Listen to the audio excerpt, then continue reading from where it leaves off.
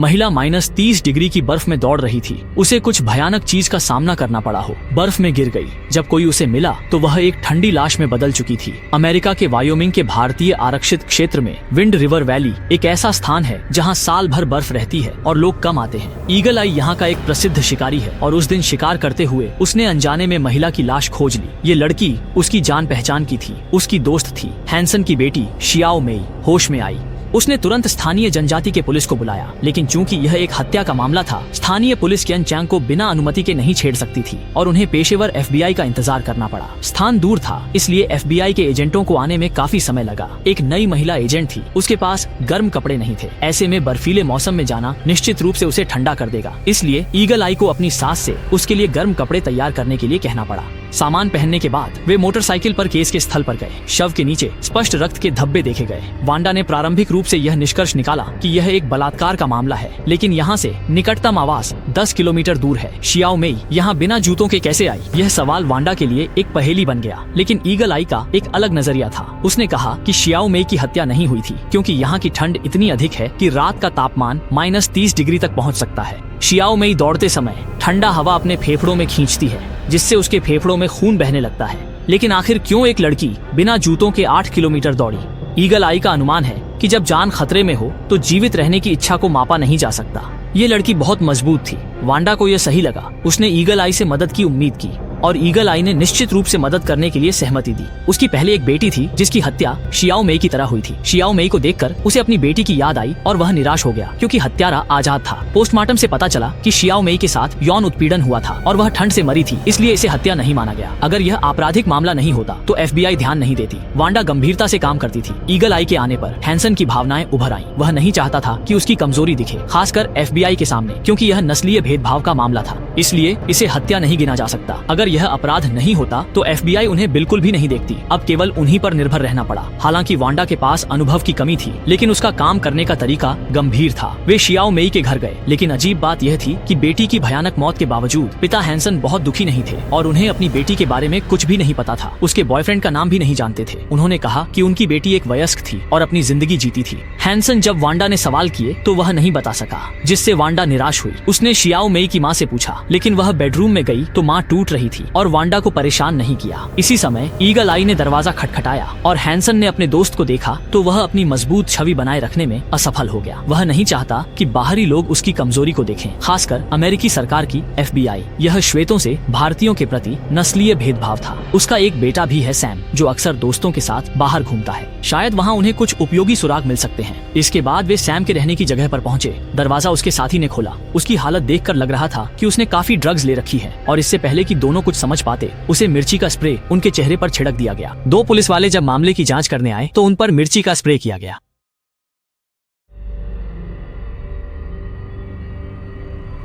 जलन के कारण वांडा अपनी आंखें नहीं खोल पा रही थी। उसने दर्द अंदर जाने की कोशिश की।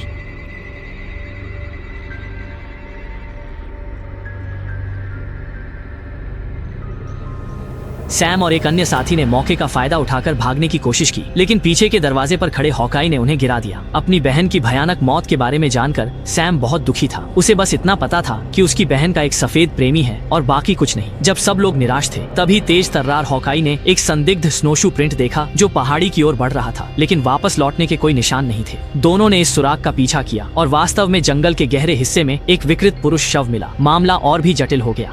अब एकमात्र सुराग ये है कि हमें शाओमी के प्रेमी को ढूंढना है। सैम की चिंतित स्थिति को देखकर हॉकाई को लगा कि उसके मन में कुछ है। अंततः उसकी पूछताछ के बाद सैम ने अपनी बहन के प्रेमी की पहचान बताई। उसका नाम मैट है, जो ड्रिलिंग साइट पर सुरक्षा गार्ड है। उसने कहा कि वह दोनों के रिश्ते के खिलाफ था, लेकिन शाओमी ने उसकी एक न सुनी और उसे नहीं पता था कि ऐसा कुछ होगा। हॉकाई ने खबर पुराने पुलिस प्रमुख को दी। अगले दिन उन्होंने स्थानीय सभी पुलिस बलों को इकट्ठा किया और ड्रिलिंग साइट की ओर रवाना हुए। एहतियात के तौर पर उन्होंने 2 समूहों में बंटने का फैसला किया। हॉकाई पहाड़ी पर छिपा रहा, बाकी लोगों को साइट पर भेजने के लिए सुरक्षा दी, लेकिन साइट के सुरक्षा गार्ड ने कहा कि मैट कई दिनों से लापता है। वांडा उन पर भरोसा नहीं कर रही थी और उसने कहा कि वह डॉर्मेट्री जाकर देखना चाहती है। वांडा अपनी स्थिति स्पष्ट करने से पहले ही उन्होंने शाओमी की मौत और उसकी मौत के तरीके के बारे में बहुत कुछ कह दिया। संचार खराब है और इस मामले की सार्वजनिक रूप से कोई सूचना नहीं दी गई थी। आप लोगों को यह कैसे पता चला? जैसे ही यह वाक्य खत्म हुआ, दोनों पक्षों के बीच तनाव बढ़ गया, क्योंकि यह निजी क्षेत्र है और FBI के अलावा स्थानीय पुलिस के पास कोई अधिकार नहीं है। जैसे ही संघर्ष होने वाला था, वांडा ने तुरंत अपनी पहचान बताई।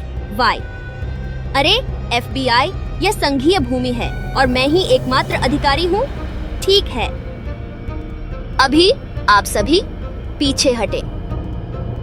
दोनों पक्षों की संख्या समान थी। अगर लड़ाई होती तो दोनों को नुकसान होता। दोनों ने एक कदम पीछे हटते हुए फिलहाल अपने हथियार रख दिए और फिर मैट के डॉर्मेट्री की ओर बढ़ने लगे। वांडा ने दरवाजा खटखटाया, लेकिन अंदर से कोई प्रतिक्रिया नहीं आई। पुराने पुलिस प्रमुख ने खतरे का एहसास किया, लेकिन तब तक बहुत देर हो चुकी थी।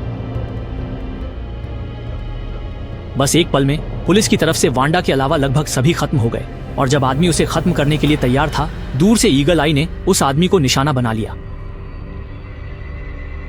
वह और 22 शुए मिले और 2 सुरक्षा गार्डों को पता नहीं चला। लोग गिर रहे थे और आखिरी व्यक्ति खिड़की से कूदकर पहाड़ों की ओर भागने की कोशिश की। वांडा गंभीर घायल हुई, लेकिन अच्छा कि उसने बुलेट प्रूफ जैकेट पहनी थी, जिससे उसकी जान बच गई। ईगल आई ने वांडा को सुरक्षित करने के बाद भागते का पीछा किया और जल्दी जंगल में पकड़ा, लेकिन ईगल आई ने उसे तुरंत मार नहीं डाला, बल्कि उसे पहाड़ की चोटी पर ले जाकर ईगल आई के दबाव में सॉन्ग ब्याओ ने सच्चाई बता दी। समय कुछ दिन पहले की ओर लौटता है, जब शाओमी अपने प्रेमी मैट से मिलने ड्रिलिंग साइट पर आई। दोनों के बीच प्यार भरा पल था। तभी अचानक बाहर कुछ हलचल सुनाई दी। शायद सहकर्मी लौट आए हैं। उन्हें लगा था कि सहकर्मी कल लौटेंगे, लेकिन इतनी जल्दी आ गए, इसलिए शाओमी ने दरवाजा बंद कर लिया। लेकिन दुर्भाग्यवश यह दृश्य लौटते हुए सहकर्मी ने देख लिया, जिससे शाओमी थोड़ी डर गई। वह कपड़े पहन लेता है और अपने प्रेमी के साथ लेट जाता है। तभी सहकर्मी दरवाजा खोलता है। लगता है उन्होंने नकली शराब पी है। यहाँ महिलाएं और मच्छर मिलना मुश्किल है। शराबी सॉन्ग ब्याओ मैट को छेड़ता है, लात मारकर धकेलता है। फिर झगड़ा होता है। सहकर्मी मदद नहीं करते।